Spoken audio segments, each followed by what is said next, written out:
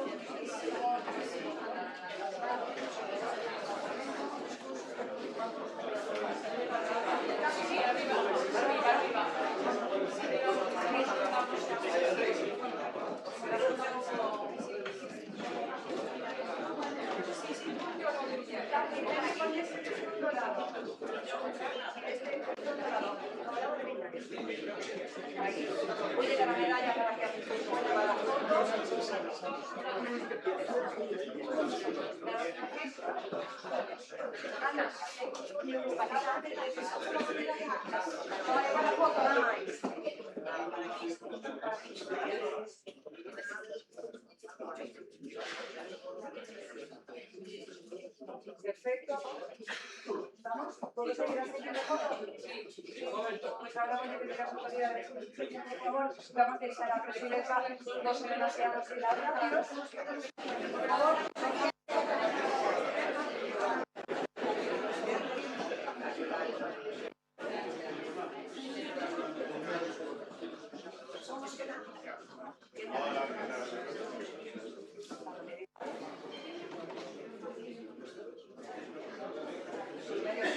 Y ahora deixamos todos os homenaxeados.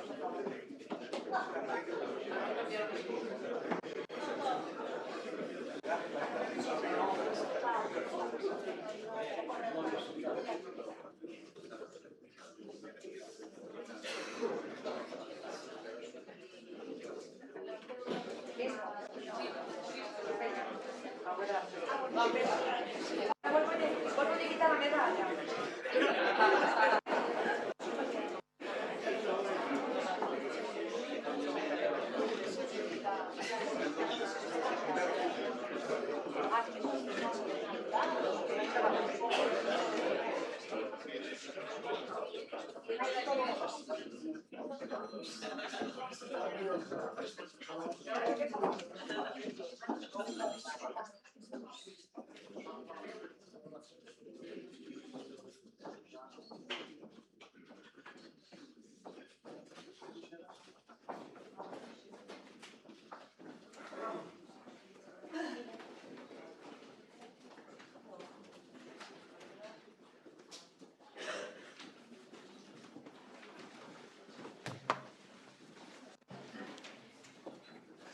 Señora Presidenta do Consello da Cultura Galega, señor Presidente do Parlamento de Galicia, señora Alcaldesa do Concello de Santiago de Compostela, señor Delegado do Goberno, demais autoridades presentes, membros do plenario, persoas recoñecidas coas medallas do Consello, familiares, amigas e amigos.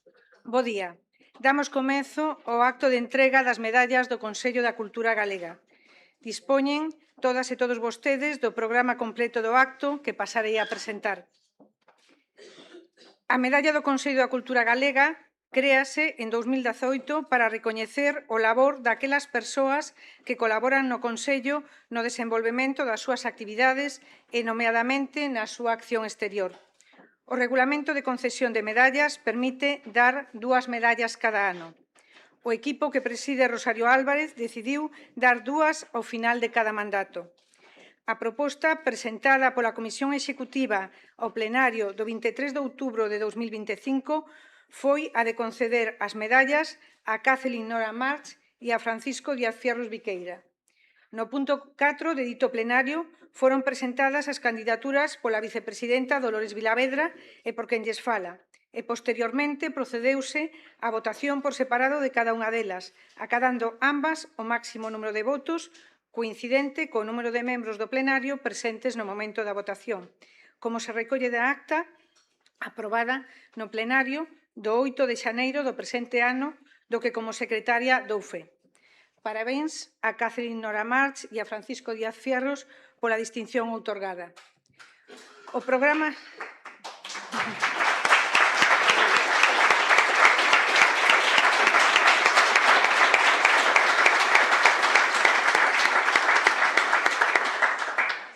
O programa do acto contén a parte musical e as intervencións, entre outras, das persoas que farán as laudatios e das persoas recoñecidas coas medallas, que irei introducindo. Ten a palabra a presidenta do Consello da Cultura Galega.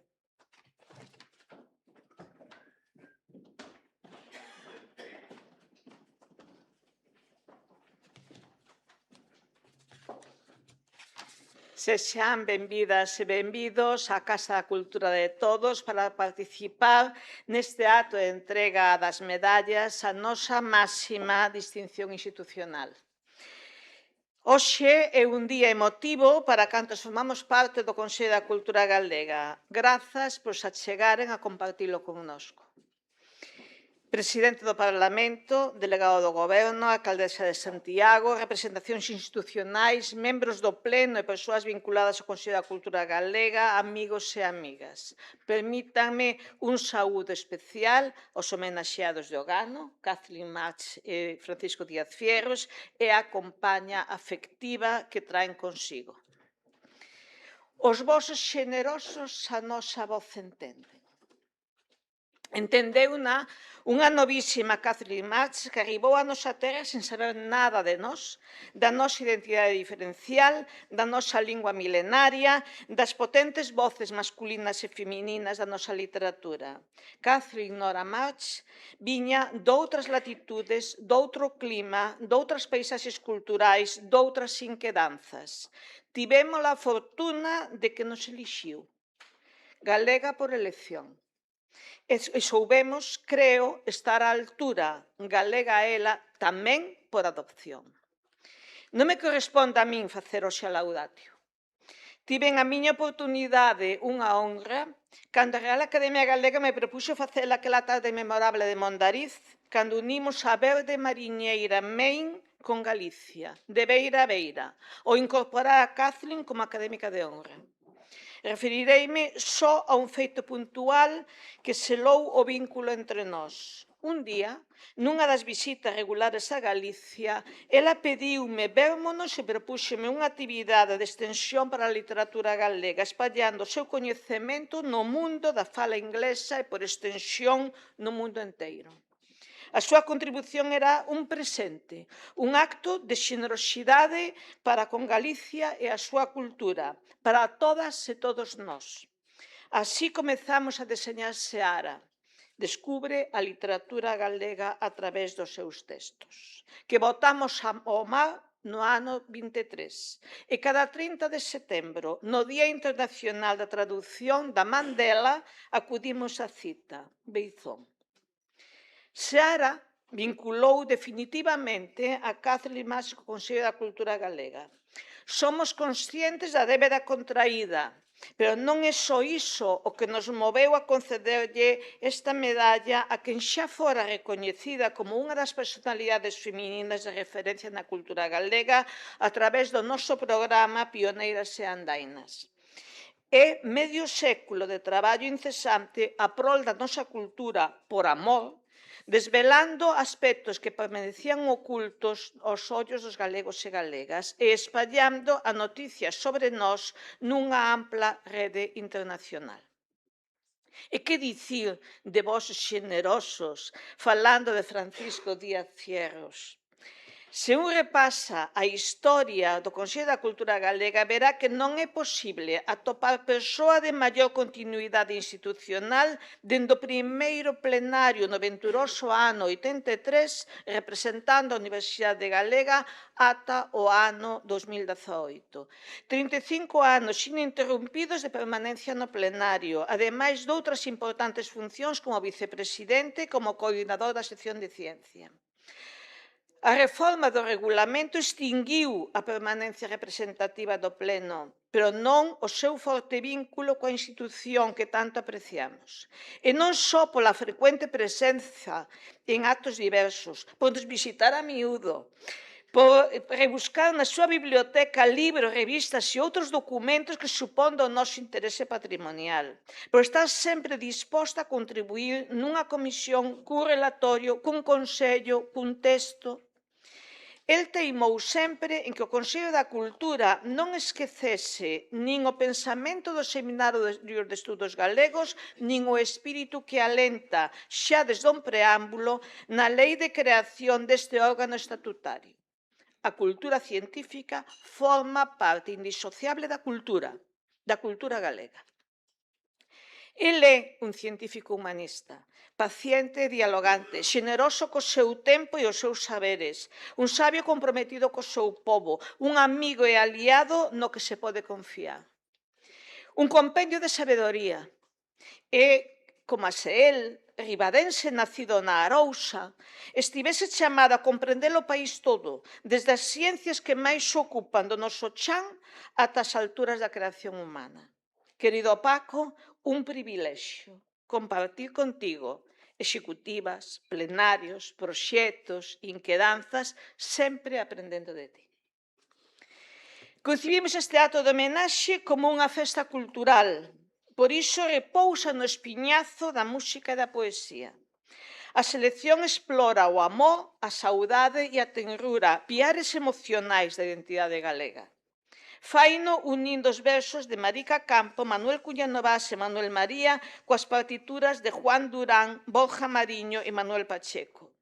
Quixemos representar a canción lírica galega contemporánea a través dun diálogo artístico entre poetas fundamentais da nosa literatura e compositores de prestixio.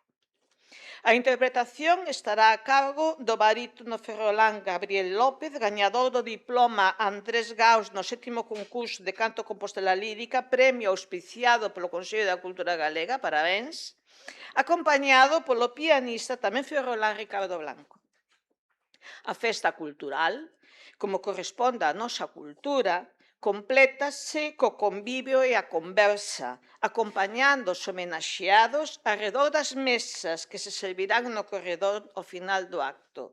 Están vostedes convidadas e convidados. As medallas da cultura galega, do Consello da Cultura Galega, foron creadas en 2018, como xa se dixo, para recoñecer o labor daquelas persoas que colaboran coa institución no desenvolvemento das súas actividades, cun aceno explícito, como para non esquecer, da acción exterior. Non se presentan como un recoñecemento de despedida, senón como un punto e seguido, pois como poderán comprobar no regulamento tamén marca como obxectivo fundamental institucional promover que se manteña a súa colaboración e implicación coa cultura galega. Foi decisión da Executiva que presido, como xa tamén se dixo na introdución, que a concesión coincidise co fin dos mandatos cuadrienais, por iso esta é a terceira ocasión. En 2018, sendo presidente Ramón Villares, distinguimos a Pablo Figueroa, que nos acompaña, grazas, a Ana Paula Laboriño e a Francisco Lores este in memoriam. En 2022, a Elena González Fernández e Luís García Montero. É moi satisfactorio que o plenario aprobase por unanimidade a proposta da Executiva de conceder as medallas de 2026 a Kathleen e Francisco Díaz Fierros. Tamén o é que a Ana Luna, membro da Comisión Asesora de Seara, e Ramón Villares, anterior presidente do Consello, aceptasen a nosa petición de se ocuparen das laudatorios. Grazas. É para min unha honra poder cumprir coas dous galardoados como presidenta do Consello neste acto de estricta xustiza.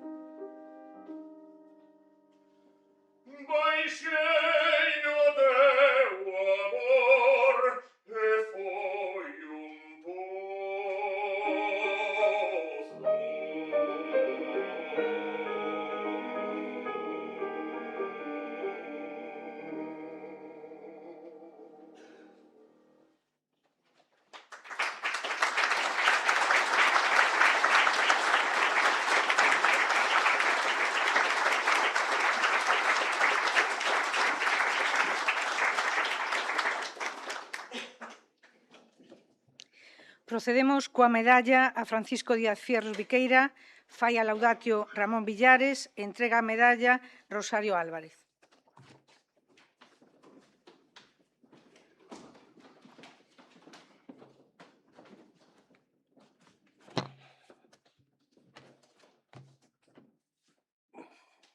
Señora presidenta, autoridades, premiados, premiada e premiada, señoras e señores, agradezo moito esta encomenda que me fixo Rosario Álvarez Blanco, presidenta do Consello, para participar neste solene acto de entrega das medallas da institución, porque me permite enfiar unhas palabras de afecto e de amizade, pero tamén de recoñecemento do profesor universitario, do académico e do membro tantos anos do plenario desta institución, Francisco Díaz Fierros Viqueira, quen, na compaña de Catherine Marc, é condecorado nesta ocasión coa medalla do Consello. Os meus parabéns para ambos e para a institución que tivo o acerto de os escoller. Direi de entrada que a distancia que hai entre a condición de Francisco Díaz Fierros, de experto edafólogo, e os meus traballos de historiador non me facilita moito as cousas. Pero decidín aceitar o desafío porque teño estima pola súa persoa, a súa conducta cívica e a súa obra académica e científica. Pero tamén por termos coincidido no seo de varias institucións, na Universidade de Santiago, desde logo, no Consello da Cultura, como xa se dixo, na Real Academia, e en algunhas outras actividades, nas que compartimos proxectos e ideas e mesmo amizades con persoas relevantes na cultura, na empresa de Galicia, entre as que debo sinalar a figura excepcional de Isá Díaz Pardo, con quen colaborou moitos anos e que foi un fío que nos uneu moi solidamente. E, alén de todo isto, a súa biografía é admirable por ser un riguroso divulgador da ciencia, pola recuperación de científicos galegos que enriquecen a historia de Galicia, e de modo especial polo seu compromiso coa lingua e coa cultura galegas, no que milita desde os seus tempos mozos. Se tivera que empregar de inicio unha idea que resuma a vida inteira de Díaz Fierros é a pluralidade de temas e áreas de interés que van das ciencias experimentais até as humanidades. Isto converte entre nós no mellor exemplo do que Charles P. Snow denominou en célebre conferencia pronunciada en 1959 na Universidade de Cambridge as dúas culturas. Baixo esta dualidade, entendía Snow que corrían dous modos de entender a cultura contemporánea, a científica ou da natureza e a literaria ou espiritual. Como saben, aquela conferencia deu lugar a un libro, casi podríamos calificar de panfleto, no bon sentido da palabra, publicado no mesmo ano e que a instancias do propio homenaxeado foi traducido ao galego e editado polo Consello da Cultura coincidindo co cincuentenario da súa saída á lume. O libro, en galego, está precedido dun limiar escrito polo profesor Díaz Fierros e dun estudio de Stefan Collini, o que confirma a súa familiaridade coas ideas do científico inglés. A poñerlle, pois, esta fórmula ao profesor Fierros é totalmente caída. Cando a formulou Snow, a idea non era nova. pero tive a virtude de chamar a atención sobre o que aquel autor denunciaba, que existía, cito palabras textuais, un abismo de incomprensión entre ambas culturas. Non falaban a mesma linguaxe e mesmo había que aceitar ou soportar un ar de superioridade dos experimentais sobre os humanistas. Algo semellante teño ouvido na Universidade de Compostelán, pois dicíase que un ilustre químico orgánico chegou a soster que todo o que non é química é poesía. Alegro-me polos poetas. Pero voltemos a Snow, que era no tempo un investigador científico, un romancista e mesmo unha figura coñecida no espazo público. Certamente sabía de que falaba, porque, segundo a propia confesión, costumaba encontrarse de día cos científicos e pola noite cos literatos. Fose ou non desta forma, aínda que a escolla da cada hora do día non era inocente, aquela conferencia reobriu un debate que nunca desaparecera na historia intelectual de Occidente. Abonde lembrar as fortes disputas do mundo universitario alemán entre as ciencias da natureza e as ciencias do espírito, nos tempos do Imperio Guillermino, ou entre nós, as consideracións de Ortega y Gasset sobre ignorantes por saber moito de pouco ou saber pouco de case todo, é dicir, a confrontación entre especialistas e xeralistas.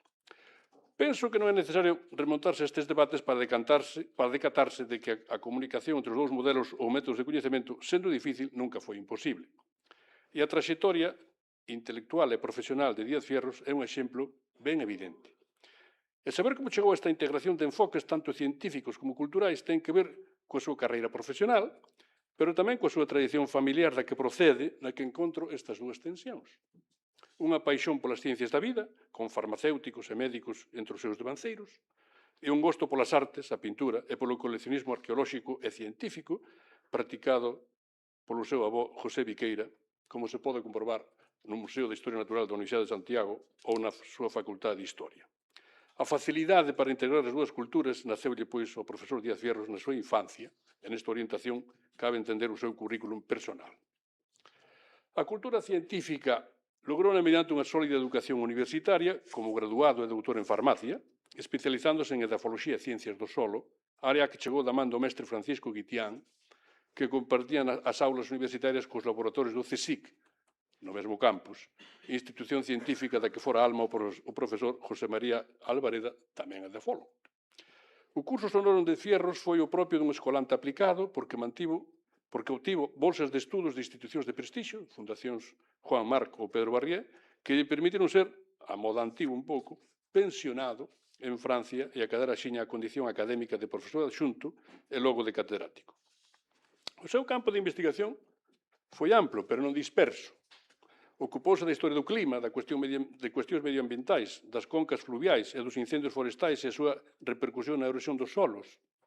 É autor de 22 libros e centos de artigos científicos, director de 31 tesinas e 26 teses de doutoramento, sendo coordinador de 42 proxectos de investigación. Ou sexa, que o que el mesmo me definiu un día como ter asesoras. Unha forma así moi personal de decir, ou de chamar as dotacións que a antiga Comisión Asesora do Ministerio de Educación comezou a prestar desde os anos 60 a proxectos competitivos. Foi titular de moitas asesoras, polo que sei. Alén diso, nunca descuidou xa desde os tempos de escolante a divulgación dos seus coñecementos na prensa diaria, uns soportes como a Gran Enciclopedia Galega, nin deixou de animar a difusión de ciencia nin de rescatar a voz científica de figuras relevantes da historia de Galicia desde o matemático de Bermés, José Rodríguez, ou o bioquímico Rodríguez Carracido, ata vinculadas ao Seminario de Estudos Galegos, como o xeólogo Parca Pondal ou o biólogo natural Luís Iglesias. Cando esta destacada especialización na cultura científica, Díaz Fierros practicou de cota a cultura humanística, non tanto pola noite, como o mestre Snow, senón a luz do día.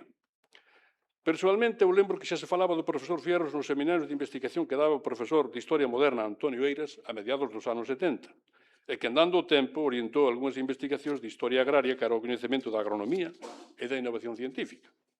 Tamén fomentou estudios interdisciplinares dentro e fora da universidade. El colaborou con xeógrafos, economistas e historiadores agrarios na Revista Galega de Estudios Agrarios e participou con entusiasmo na divulgación en Galicia da obra do francés Abel Bouillet, La Galice, o libro, no meu parecer, máis sólido que se tiña escrito no século XX sobre a xeografía agraria de Galicia e que, felizmente, tivo unha versión galega promovida por esta institución da que se encargou o enxeñeiro Benxamín Casal, infelizmente xa final.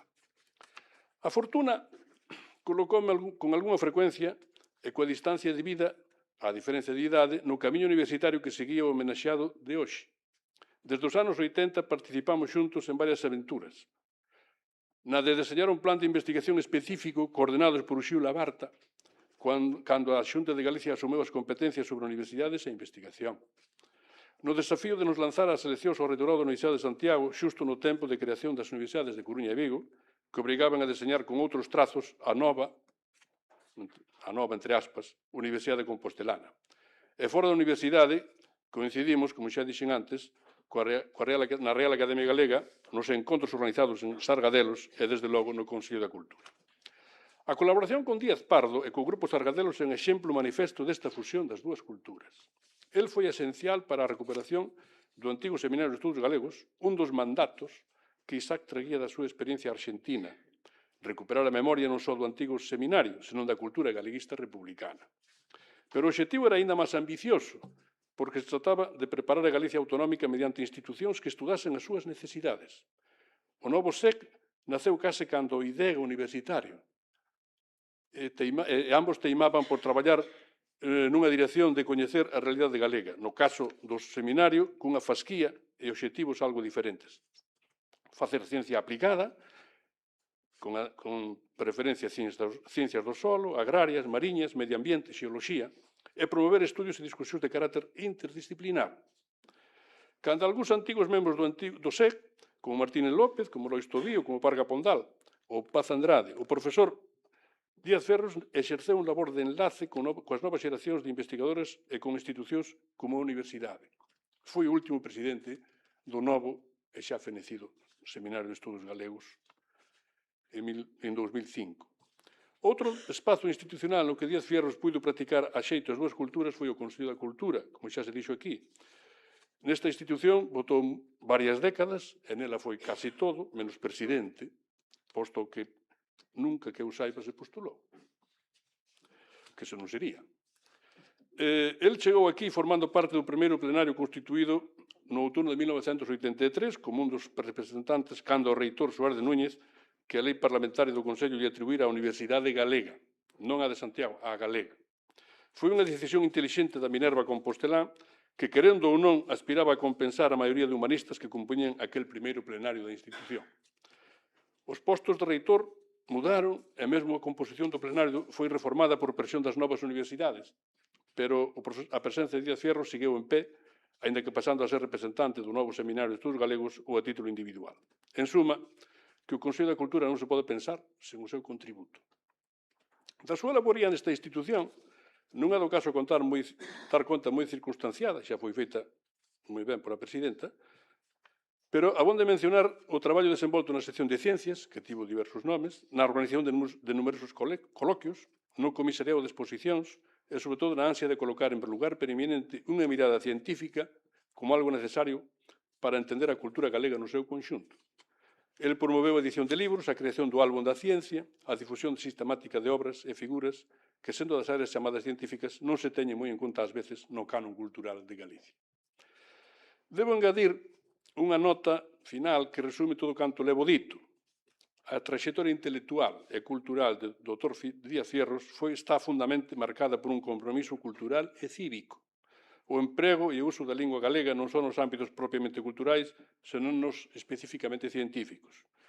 Unha das súas grandes achegas feitas desde o Consello foi a de animar e organizar grupos que lograsen escribir ciencia en galego, como tamén se facía de cota no Grupo Sargadelos e en tempos no vello e no novo Seminario de Estudos Galegos. A historia da ciencia en Galicia tivo nel un cultivador tenaz e experimentado. E a historia cultural estaría moito máis trenca sen a capacidade do profesor Díaz Fierros de facer personalmente ou de promover unha alta divulgación en lingua galega de problemas tan urxentes como os lumes, os incendios forestais, o medio ambiente, o valor cultural da paisaxe, ou os desafíos presentados pola nova época xeolóxica que se deben chamar antropoceno, por citar só algunhas. Comezaba definindo o noso homenaxeado como un cultivador das dúas culturas, e agora debo engadir que este foi o seu estilo persoal e intelectual, aquilo que define unha persoa. Polo seu rigor, curiosidade enfoque interdisciplinar, lealdade institucional, afabilidade persoal e, por riba de todo, compromiso coa lingua e coa cultura do país. Gracias a persoas como ti, querido Paco, e permíteme esta familiaridade, Galicia máis dona de seu por haber persoas que descubriron os seus valores e riquezas para ben de todos nós. Parabéns para ti, para Mariche, para toda a tua familia, que se estende dunha punta a outra de Galicia, de Vilagarcía a Ribadeo, sen nunca abandonar Compostela. Parabéns.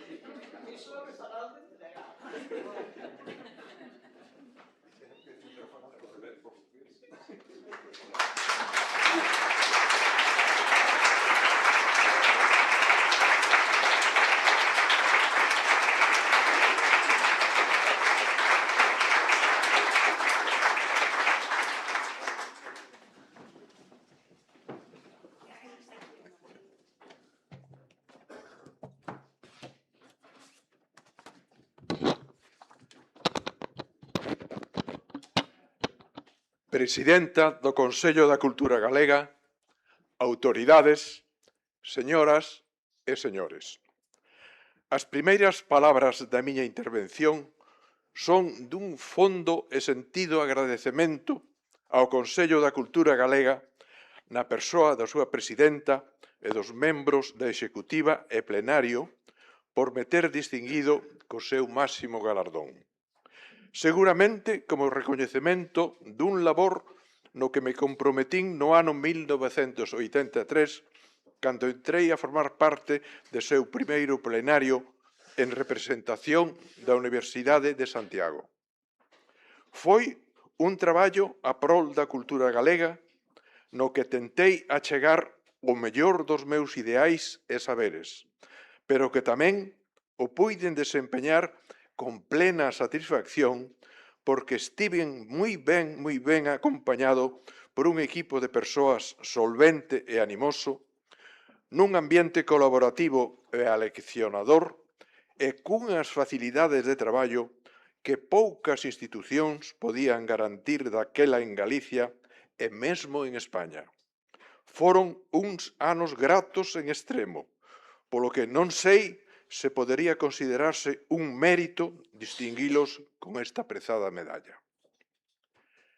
En calquera caso, este é o feito que nos convoca hoxe aquí, e diante del non podo menos que volver a expresar a miña máis sincera gratitude que, en primeiro lugar, teño que dedicar a xenerosa e cumprida presentación do meu bo e amigo e admirado sempre Ramón Villares.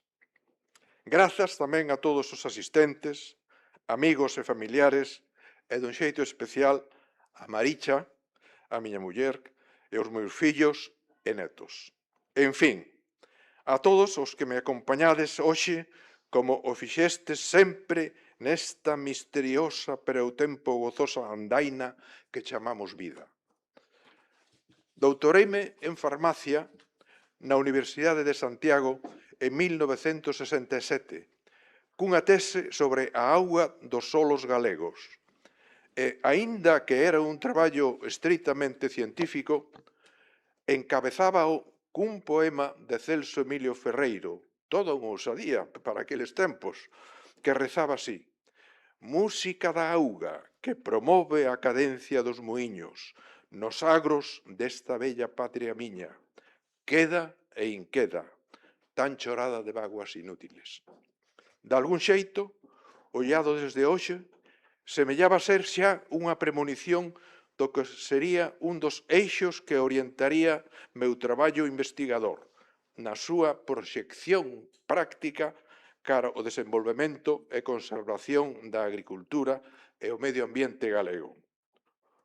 O outro eixo sería o cultural, expresado como a necesidade de que todos os científicos tivésemos un coñecemento histórico mínimo do noso ámbito de traballo, e que iniciei no ano 1971 cun artigo publicado na revista Compostelanum, daquela dirixida por Xosé Ramón Barreiro, sobre a historia da introdución da ciencia moderna da Universidade de Santiago.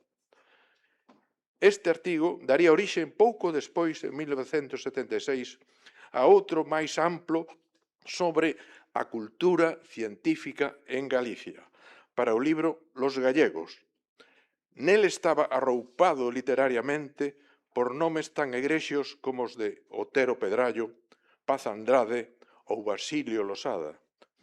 Toda unha experiencia inesperada e agradecida para un profesor universitario moi novo que estaba a iniciar a súa carreira científica. E nestes tempos aurorais da miña profesión non podería deixar de citar a Isaac Díaz Pardo, esa persoa exemplar que xamais debería desaparecer da memoria dos galegos e que o comecei a tratar a finais dos anos 70 do pasado século.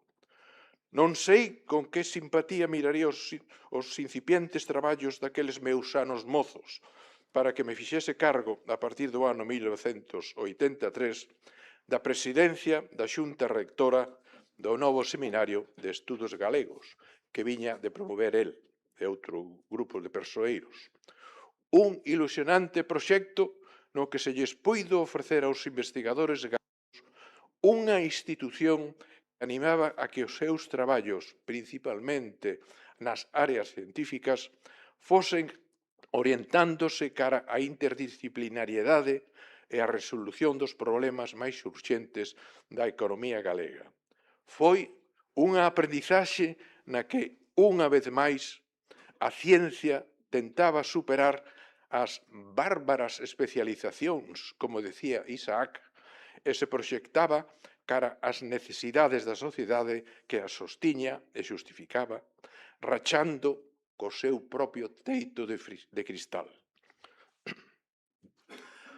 Cando entrei a formar parte do Consello da Cultura Galega, comenzaba a ter unha certa proxección pública a expresión "a ciencia tamén é cultura", que en xeral era aceptada como algo seguro e pouco discutible, pero que na práctica non chegaba a deixar as súas pegadas na vida cotiá. De feito, os suplementos ou apartados culturais dos medios de comunicación prácticamente ignoraban a ciencia e a técnica. E por iso, ao entrar nesta casa, que tiña como obxectivo senlleiro o de protexer e promover a cultura galega como un dos seus sinais de identidade como pobo, propúxenme como tarefa primordial a de tentar clarificar e dotar de contido cultural a ciencia e a técnica galegas. Organizamos xornadas interdisciplinarias, como as dedicadas á xenética e historia no noroeste peninsular, ou as olladas críticas sobre a paisaxe, pero, sobre todo, estivemos moi atentos a promover unha valoración científica ampla e rigurosa en acontecementos que conmoveron ao país, como foron o das vacas tolas, as consecuencias do afundimento do Prestige ou os incendios forestais, tentando achegarlle á sociedade galega unha interpretación desapaixonada e contida, pero sempre ben informada, que deixamos recollida en congresos e publicacións moi diversas. Estábamos a facer cultura científica desde a propia ciencia e con seus propios contidos, procurando que o que a xente cría sobre eles ou as actitudes e valoracións que se derivaban desas crenzas fosen o máis axustadas posibles á realidade, para evitar eses bulos ou datos pseudocientíficos que no día de hoxe tanto nos inquedan e preocupan. Había, de todas maneiras, outros xeitos de facer cultura científica, a partir das miradas que os diferentes ámbitos do coñecemento podían ter sobre a ciencia e a técnica, como era o caso das ciencias sociais. E así, organizamos reunións sobre a economía e a socioloxía de determinados ámbitos científicos, como podían ser os ambientais, e, sobre todo, desenvolvimos un amplo traballo sobre a historia da ciencia que xa iniciáramos no Seminario de Estudos Galegos. Desde o Consello, creamos un álbum da ciencia, hoxe integrado no Álbum de Galicia, no que se chegaron a realizar case 300 biografías de científicos galegos, unha compilación da que poucas autonomías españolas, se é que hai algunha, podería facer alarde.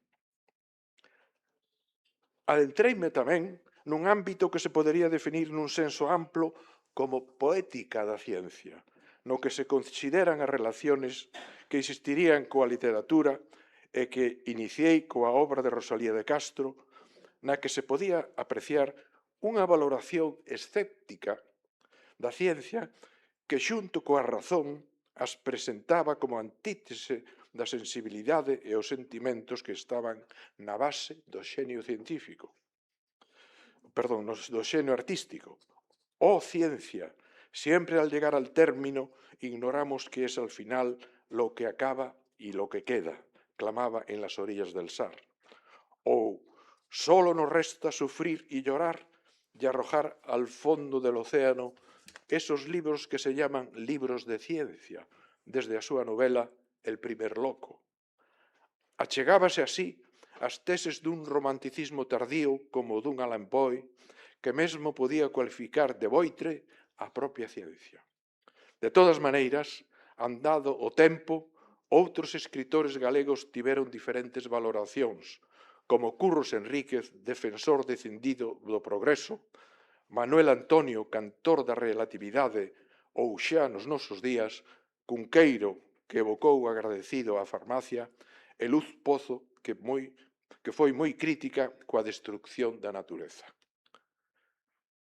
Cultura científica era, pois, estar atentos ás preocupacións e convulsións que preocupaban ao país para darlle unha resposta ampla, segura e asequible, ademais de ter unha interpretación histórica, sociolóxica, económica ou literaria da realidade científica galega.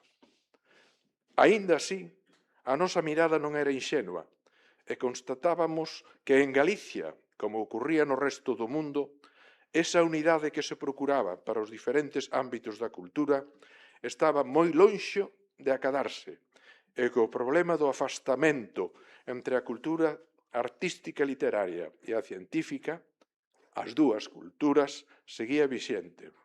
E foi precisamente no 2009, como ben sinalou hai pouco Ramón Villares, ao cumplirse 50 anos da formulación máis popular e coñecida desta cuestión, cando dun xeito especial quixemos abordar este problema, editando unha versión ao galego da coñecida Conferencia de Snow.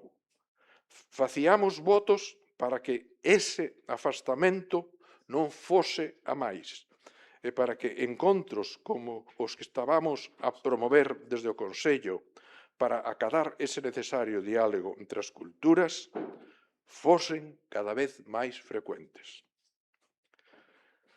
Pero se houbo algo que me preocupou dun xeito especial foi que a ciencia se fixese vida, e vida cotiá, a partir da súa expresión en linguaxes e contidos accesibles a todo tipo de persoas. A ciencia, que naceu como un intento de dar resposta a preguntas esenciais que se facían os seres humanos e que todos entendían nalgúnha medida, foi mudando co tempo cara a un sistema cada vez máis complexo que abranguía dende o inmensamente grande ata o inquedantemente pequeno, cunhas dinámicas que mesmo temíamos que se afastasen do control dos seus propios creadores. As ideas e conceptos dos que se estaban a mover eran dominios cada vez máis reservados a un pequeno grupo de especialistas e a súa expresión, na que ás veces as palabras mesmo non eran necesarias, resultaba cada vez máis críptica e incomprensible.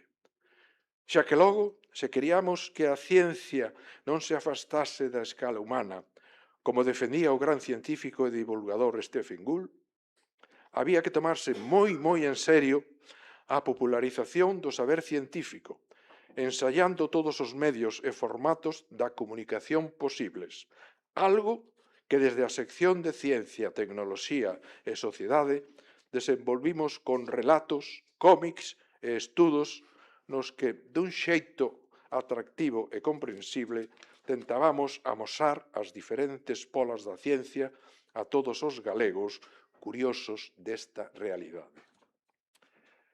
Na miña etapa universitaria, xa desde os anos 70, cando era director ou coordinador de revistas, tiven un especial interese e cuidado en que o idioma galego estivese cada vez máis presente nelas, xa que non había ningún atranco para que fose vehículo da expresión científica, como o amosaran homes egrexos como Ramón Aller, Luís Iglesias ou Parga Pondal nos tempos do Seminario de Estudos Galegos. Desde o novo seminario promovido por Díaz Pardo, tentamos seguir con esta teima e conseguimos que case o 30% dos traballos científicos chegasen a estar escritos no noso idioma. Con estes precedentes e desde as seccións científicas deste Consello, fíxose un esforzo especial para que todas, ou a inmensa maioría das súas publicacións, fosen escritas en galego. Fican aí o amplo conxunto de traballos realizados baixo as etiquetas de Ciencia, Técnica e Sociedade ou Ciencia, Natureza e Sociedade, como testemunho desta singular tarefa a prol da cultura e da ciencia. Galileo Galilei, na coñecida obra de teatro homónima de Bertolt Brecht, dicíanos: o único fin da ciencia debe ser aliviar as fatigas da existencia humana. Se os homes de ciencia, atemorizados polos déspotas, confórmanse soamente con amorear o saber polo saber, caese no perigo de que a ciencia sexa mutilada e de que as máquinas só signifiquen calamidades. Esta sentenza ten hoxe unha total vixencia, pois estamos a ver como as realizacións da tecnociencia poden derivar cara a situacións nas que o ser humano se convirte nunha peza máis dunha engrenaxe alimentada por forzas e intencións totalmente fora do noso alcance e coñecemento. E aínda que semelle unha quimera, sigo a crer, como hai xa máis de 50 anos, que pode haber unha ciencia distinta, dona de seu destino, pensada para o alivio das fatigas humanas, e cun rostro amigo e solidario. En definitiva, unha ciencia que podería denominar con todo fundamento como culta e humana, así con mayúsculas, pois cultura, tal como a concibo, non só é saber, senón que quizáis e, sobre todo, debe ser un saber arraigado nos valores dunha terra e dun pobo, pero tamén, como nos lembraban os homes da xeración nos e do Seminario de Estudos Galegos, coa mirada posta no mundo e nunhas tradicións universais, das que sempre, queirámolo ou non, seremos debedores. Moitas grazas.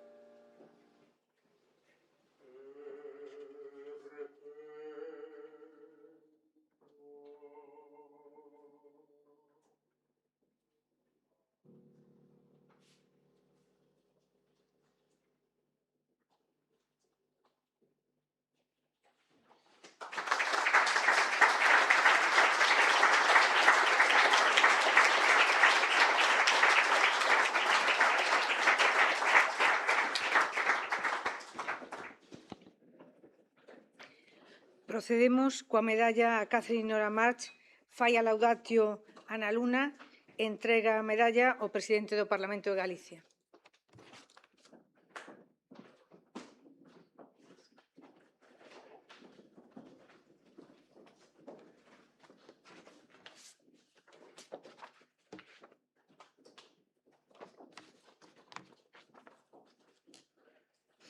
Bo día, presidenta, autoridades, homenaxeada, homenaxeado, amigas e amigos.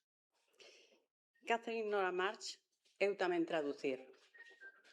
O Consello da Cultura Galega atesoura nas cartografías un fantástico arquivo electrónico sobre a trayectoria profesional e persoal da profesora Catherine Nora March. Ese arquivo pon en valor a súa formación como investigadora e docente. March é autora de máis de 100 de traballos sobre autorías anglófonas, latinoamericanas, ibéricas e galegas, así como importadora de obra allea para o sistema literario galego e incansable difusora da literatura e cultura galegas alén das nosas fronteiras territoriais. Anovar e anosar, como diría Cunqueiro. Unha intelectual galicianista, muller de dimensión poliédrica, que non se pode entender sen termos en conta o seu compromiso coas comunidades e colectivos minorizados. Sempre atenta á realidade, March desenvolve un papel de activismo cultural que se recoñece en todo o que fai. Dende a preparación a finais da década dos 80 do volume homenaxe ao galeguista exiliado Ramón Martínez López, ata a proposta de tradución da voz disidente de Noam Chomsky sobre o poder e a ideoloxía en 1992, un texto de absoluta actualidade moi crítico coa política imperialista de Estados Unidos. De moi recomendada lectura son tamén as súas colaboracións en cabeceiras como Terra e Tempo, onde a profesora xa apuntaba sobre os Estados Unidos, quizáis nun país que non promove o estudo doutras linguas agás o inglés, é fácil afastarse de todos eses outros que non pode comprender. De pretendermos fiar un percorrido polos distintos itinerarios emprendidos pola homenaxeada, é necesario partismos da súa posición de clase, do seu interese pola diversidade e pola pluralidade lingüística e cultural, tal e como ela confesa nunha recente entrevista con Mercedes Queixas. Cito: "Sempre tiven interese polas linguas. No colo da miña avoa, da miña nai, xa estaba coas letras diante. No colexio aprendín latín e despois fun aprendendo máis idiomas porque sempre tiven interese pola palabra. Cheguei ao castelán na universidade e pensei que era como latín e despois, no máster en estudos latinoamericanos, estudei o quichua, que foi escolla miña porque me interesaba a literatura andina e as sociedades bilingües e o portugués, que era obrigatorio." Estas verbas permítennos imaginar como serían os primeiros pasos que levarían a Kathleen a doutorarse. en 2 ocasións, por certo, e impartir docencia nas universidades de Buffalo, Missouri, Columbia, Santiago de Compostela, Ohio e finalmente en Maine, onde agora ocupa a Cátedra Emérita de Español. A curiosidade polos estudos latinos e portugueses trouxeron a unha Kathleen estudante de pouco máis de 20 anos a coñecer Galicia. En 1975 descubriu as invariantes creacionistas na obra de Manuel Antonio e o seu cubismo literario. Ao igual que as escritoras anglosaxoas que pasaron por Galicia e que ela investiga, March chegou como viaxeira con conciencia anticolonial. E logo tornaría en numerosas ocasións, en moitas delas convidada como experta estudosa en literatura galega. A infatigable académica participa e organiza encontros, imparte cursos, edita, escribe e traduce. 2 facetas, estas últimas, que adoitan ir da man e mesmo acompañadas de proxectos artísticos, artefactos de traducción plástica que compre coñecer. Díela, quen me dera que alguén de Galiza puidiese ler todos os contos que teño escritos sobre este país. Contos que, infelizmente, están escritos en inglés e non traducidos. Resulta imposible ser exhaustiva e citar en contados minutos a inxente produción científica de Kathleen March, que sempre, dende un enfoque de xénero, atravesa a escrita de José María Arguedas, pasando por Gioconda Belli e Cristina Peri Rossi, ata chegar ao mencionado Manuel Antonio. E moitos máis galegos, como Rosalía de Castro, a quen nos ensinou a ler como a literata consciente que foi, en diálogo permanente coa denominada literatura universal do seu tempo. March explícanos Galicia dende o feminismo e tráenos aire fresco sino crítico, outorgándolle visibilidade ás autoras galegas dende a alteridade. Baixar o sempre ameazante valado do silencio, apunta na festa a palabra silenciada. O interese de Kathleen por Galicia levouna a ser precursora dos estudos galegos nos Estados Unidos e a converterse nunha embaixadora da creación galega no exterior como proxecto de vida. En 1982 fundou en Orono a Asociación de Estudos Galegos, que a partir de 1991 pasaría a ser a actual Asociación Internacional de Estudos Galegos, da que foi, por certo, a súa primeira presidenta e cargo que ocuparía durante 10 anos, e no que recuncaría nunha segunda etapa entre 2000 e 2003. Un elo da cadea da diplomacia e da política cultural que precisamos e que nos urxe como país. March foi visionaria ao crear en 1994 o Galician Institute, na Universidade de Maine, un observatorio con mirada allea que resultou ser un importante medio para impulsar os estudos galegos, primeiro na Academia Estadounidense e posteriormente no ámbito internacional. A entidade funcionou como un centro de referencia de información cuxos fondos serían doados á Universidade Estatal de Nova York, no campus de Buffalo. Os seus traballos publicados nas prestixiosas editoras Edwin Mellen Press ou Peter Lang resultaron ser unha iniciativa para o futuro dos estudos culturais galegos en Estados Unidos, outra estrategia feminista fundamental da mestra.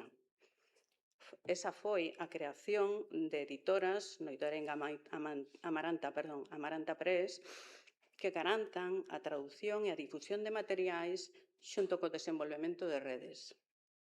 Tamén en Maine organizou o primeiro Congreso de Estudos Galegos en 1985, daquela dedicado a Rosalía de Castro. Logo os encontros sucedéronse, o segundo celebrouse na Universidade de Brown, o terceiro tivo lugar na CUNY de Nova York, os seguintes desenvolvéronse en Oxford, despois Treveris, Habana, Barcelona, Salvador de Bahía, Galicia, Cardiff, Bos Aires, Madrid, Varsovia e Braga, sempre vinculados cos lectorados de galego no mundo e intercambiando coñecemento. En todos eles e nas súas publicacións, Kathleen March está presente alzando a súa voz constante, tenaz e teimuda para reclamar a revalorización da cultura galega. Dicía Saramago, xa os autores que facen as linguas nacionais, mais xa os traductores que facen a literatura universal. Catherine March iniciou ese labor, esa complexa interpretación da retranca, ao tempo que se interesaba pola crítica feminista e pola literatura galega. E, con absoluta coherencia, elixiu estrategias da teoría e da práctica das traductoras canadenses e estadounidenses que abriron camiño para promover o feminismo en e mediante a traducción. Traducir non é reproducir palabras. Trátase de interpretar un ton, ler unha intención, recoñecer unha referencia e entender unha situación comunicativa. Mestría, pericia, destreza, avelencia, sensibilidade, enseño e soltura son características da traducción humana de Kathleen, que fai única a súa ollada con criterio, rigor e creatividade lingüística. Traducir é decidir e cada decisión ten unha voz. A voz da traductora é unha voz atenta, digna, honesta, idiomática e intelixente que prescinde da peaxe do castelán e da apropiación patriarcal, e coa que March abre paso en Galicia a outras continuadoras que han lidar co estigma das velas infieis de Gilles Ménage. Velaí os traballos das miñas colegas de Vitraga, de Manuela Palacios, de María Reimóndez ou de Olga Castro, entre moitas outras. Lealdade fronte á fidelidade na tradución. Velaí o reto. A escolma de March é estratéxica de seu, mais tamén o seu comportamento traductivo, ao preparar prólogos e notas con explicacións das ideas desafiantes que presentan ao público lector. Estes textos, así como as traducións, configuran, por certo, un rico corpus de estudo traductolóxico que debe ser considerado pola historiografía e polos estudos galegos de traducción. Seguindo a Vinuti, a traductora evita domesticar as versións excesivamente transparentes, amosando así a presenza e máis a implicación da persoa tradutora. Para ela, deixar unhas palabras na lingua de orixe fai homenaxe á orixe e serve de lembranza e advirte aos lectores anglofalantes de que unha parte de Galicia sempre se vai resistir a ser ocupada por outra lingua.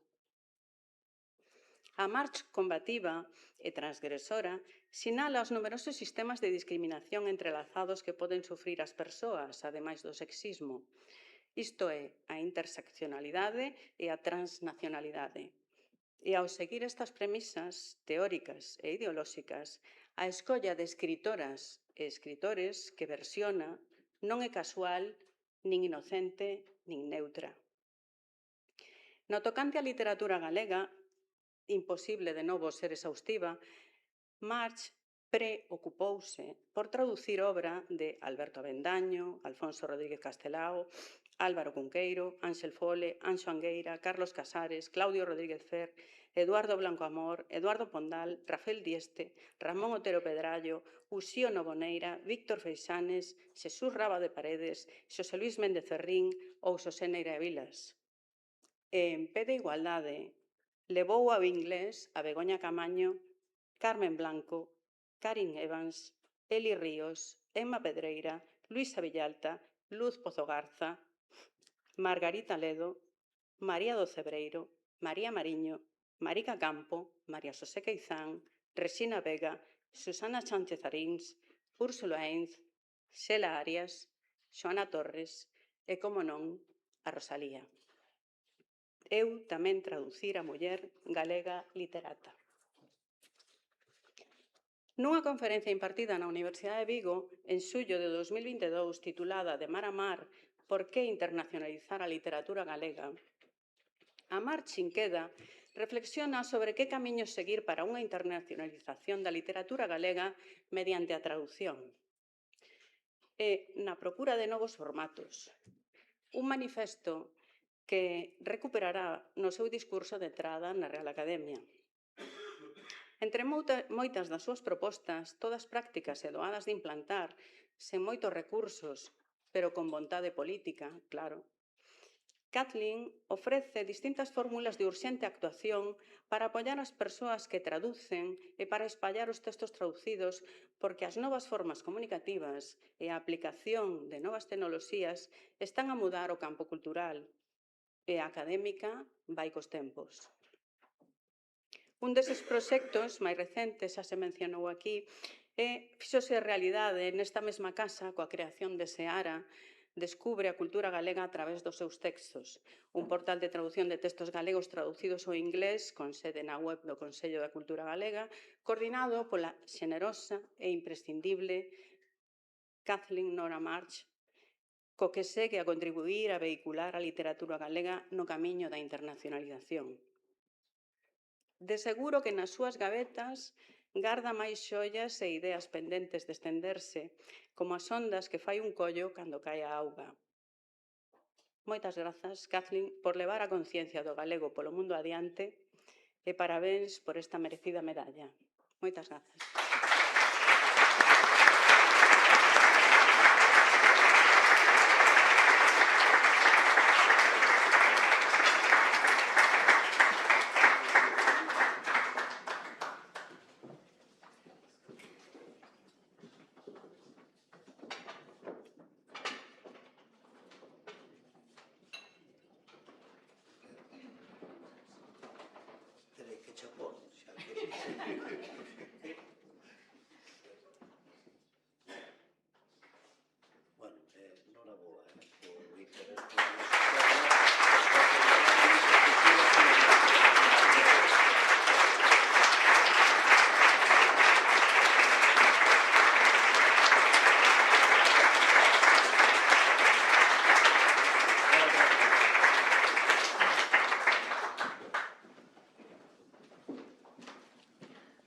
Pois eu son máis afeccionada ás palabras no papel.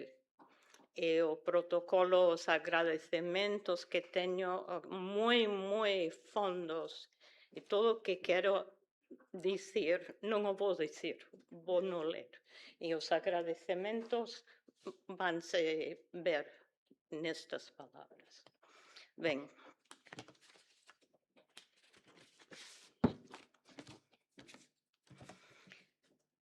miña casiña, meu lar, cantas onciñas de ouro me vals. My home, my hearth, you are worth your weight in gold. Con un pouco de unto vello que o ben souben a forrar e que a fariñiña munda xa tiña para cear. Fixen un caldo de gloria que me soupo que lamar. Fixen un bolo de pote que era cousa de envidiar. Por que citar aquí hoxe 24 de febreiro o evidente, o dabondo coñecido? Aclararei volo. Ben sabedes que a que o fai non é nin galega nin galego falante. É simplesmente como outras persoas, traductora de Rosalía, estranxeira na súa vosa patria. Mais tanto recorrer a ponte transatlántica cun medo cerval a voar, trouxome a consciencia do sacrificio. Comecei a coñecer os ingredientes e os sabores que compensaban os meus esforzos. E quería partillar o prazer que producían as palabras rosalianas xunto coas de outras obras. Precisamente son estranxeira e vou namorada delas. Quero contarvos algo. Traducir miña casiña meu lar de Rosalía a chegarse ao eu que ela nos ofereceu é asumilo. Supón asumir esa primeira persoa de muller resistente e realista que vai descalciña de Santiago a Padrón. Para o meu eu, o que ocupo lingüística e sentimentalmente no poema, hai outro tipo de caldo, ou de gloria, unha que ten unha receita literaria feita das palabras da lingua galega.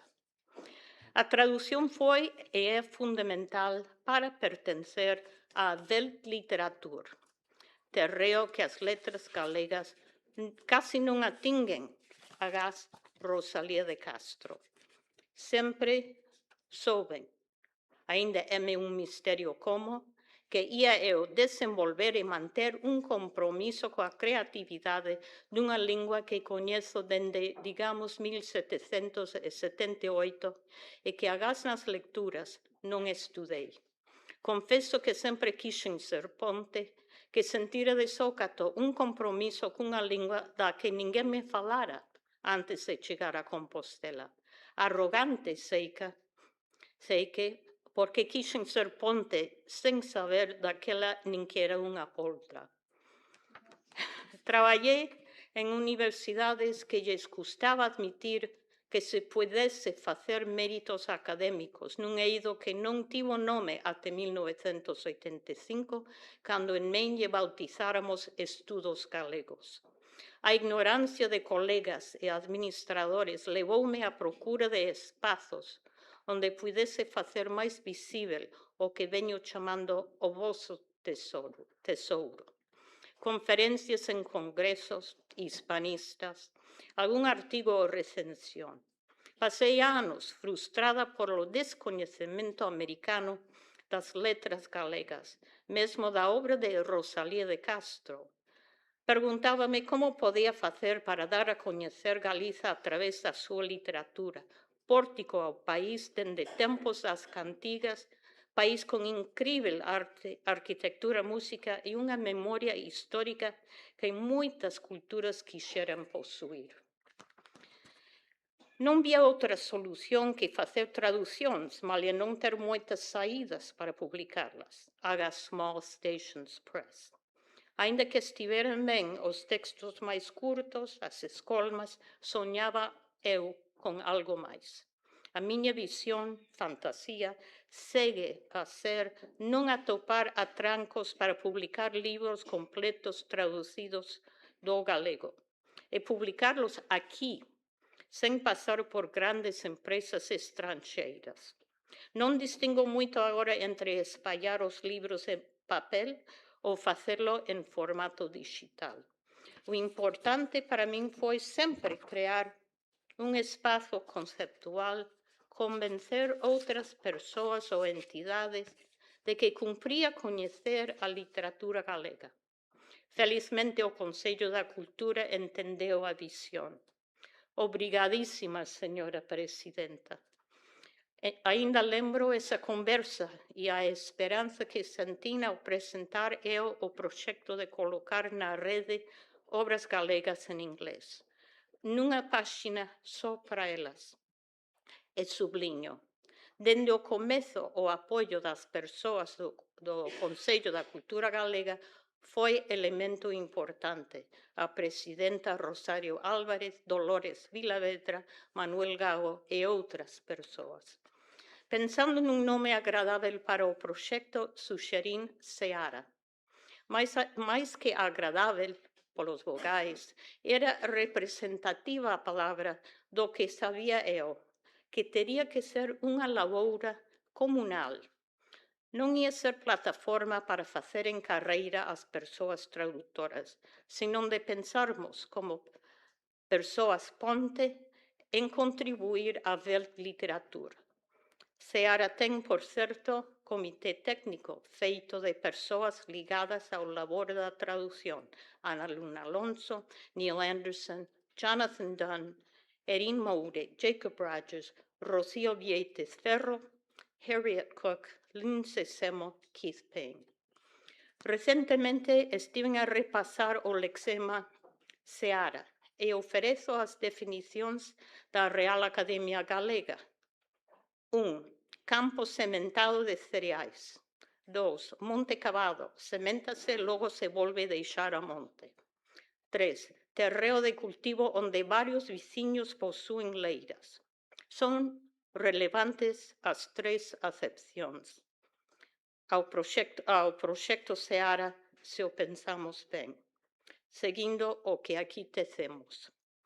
No digital, ao meu ver, Seara procura ser homenaxe á terra galega, feita por nós anglofalantes de máis dun continente.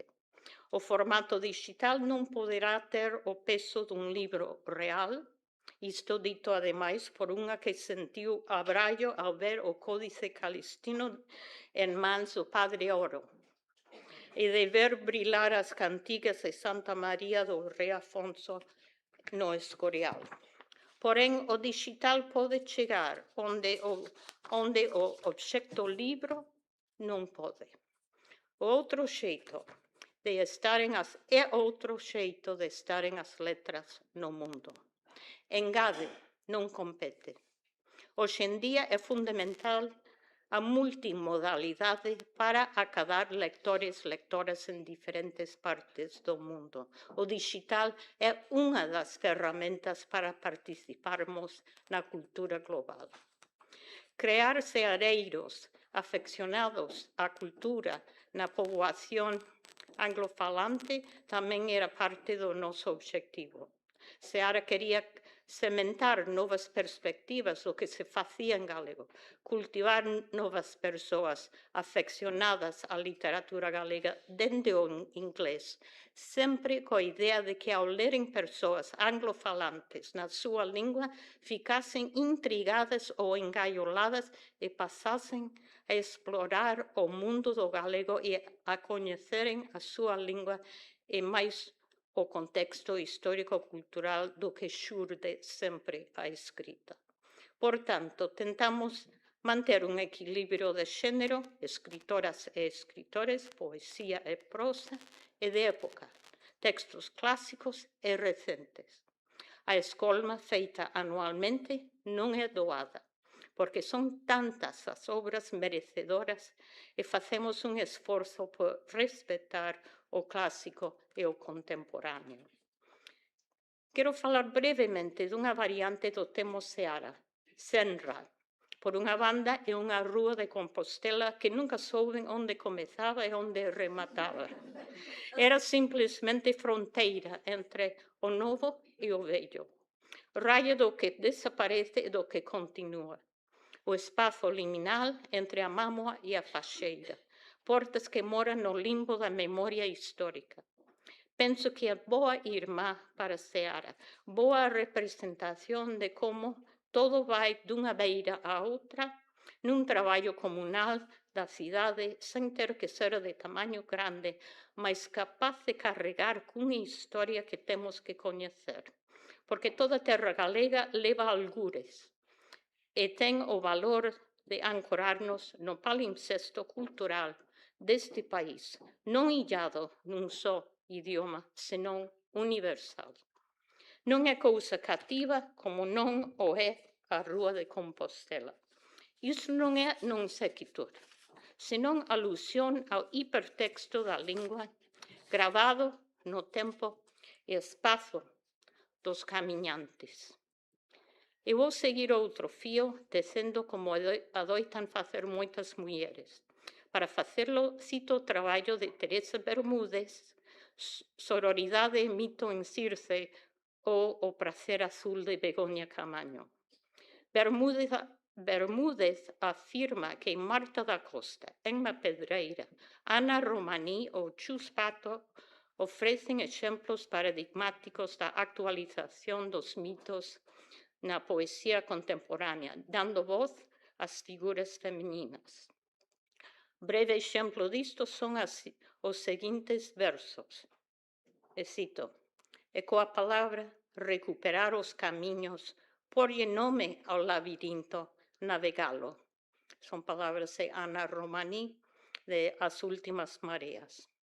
Esta crítica tamén observa que, e cito, na nosa consideración esta novela apela á idea de sororidade, do latín sororis, irmá non consanguínea, no marco político do feminismo contemporáneo. Fin de cita.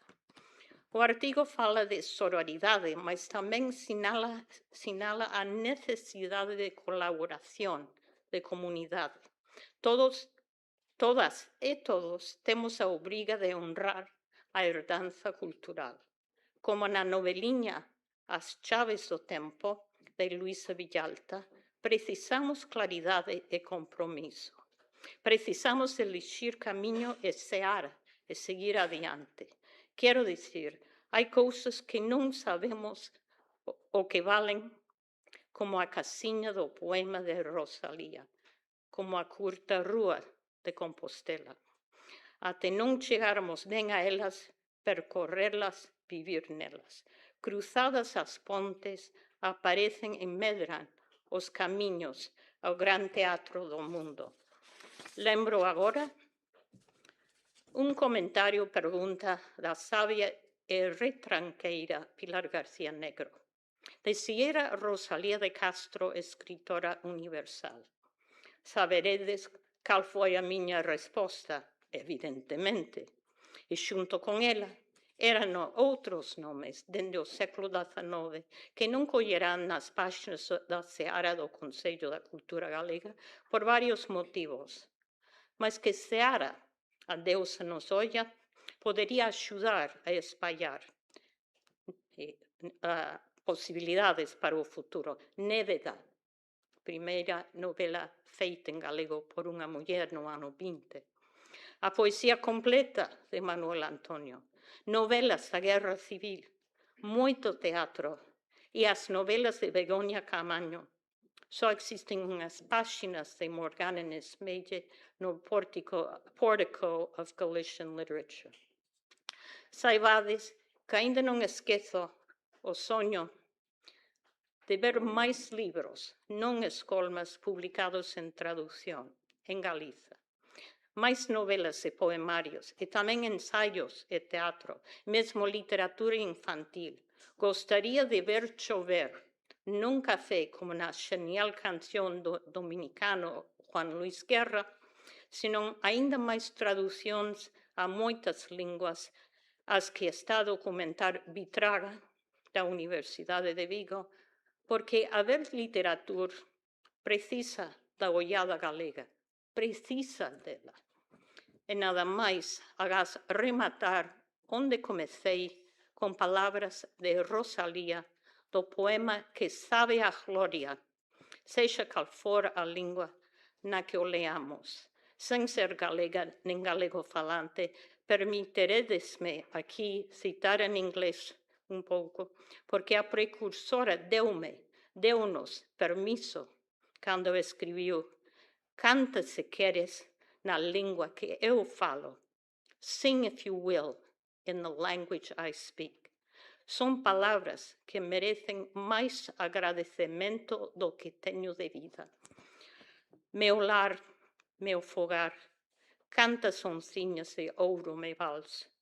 My hearth, my home, you're worth all the world's gold.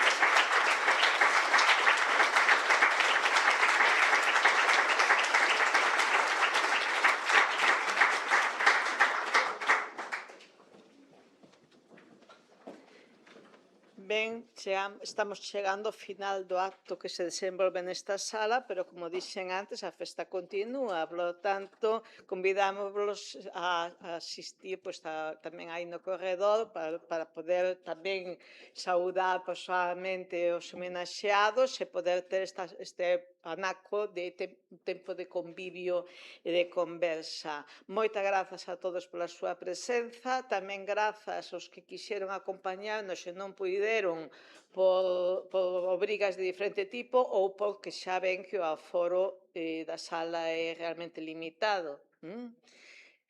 Parabéns de novo, vémonos agora no corredor. Pídolle, por favor, aos membros da executiva e os dous gravadores que suban para facer unha última foto con eles.